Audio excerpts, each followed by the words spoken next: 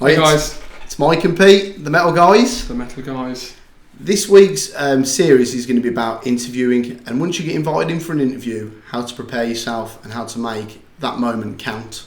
And Pete, who went for 15 interviews last year, Yes. is going to tell us how we prepared, what he found worked, and why it was successful.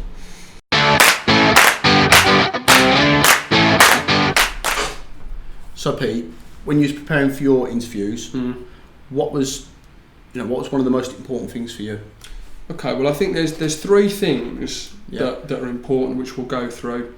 The first thing you need to know is yourself, basically, and that might sound completely obvious. What do you mean when you say that, you know yourself? Know yourself means that you have got a copy or a couple of copies of your CV. You take one in that might be blank, which you can give to the person interviewing you. Yeah, they'll already have one, but it makes you look prepared. You've got one copy yourself. Now, on, say, my CV, I'm in control of that CV. Everything I'm giving to someone on that CV, I've written myself, or I should have done. I know some people get other people to write the CVs.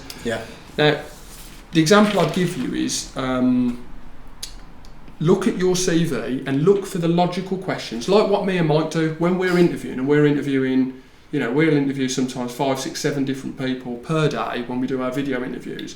We look at the CV, don't we? And then we ask the logical next question based on what's on the CV. Right, So the logical thing for you to do is look at your CV as the most important thing when you go to interview. So I'll give you an example.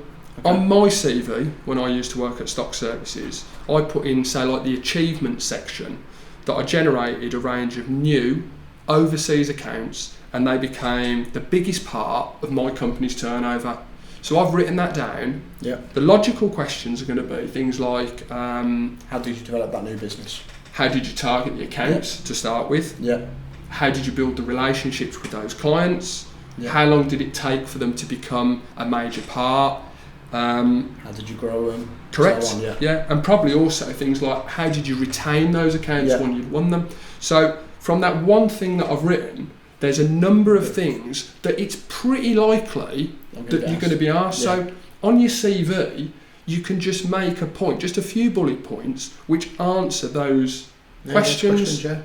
And you can do that all the way through your CV. And the reason I say to our candidates, know your CV, know yourself, know your CV, know yourself, it's because the guys are going to ask you those specific questions based on the information that you've given to them. That's right. So you've got to spend some time, and a top tip really is take your CV in. Take your CV in with your notes all over your CV, because the worst thing to do is if someone asks you a question and you have that momentary blank, that you can just pull your CV up, because there's no rule to say that you can't take notes in. And people they think you've got to turn up with nothing.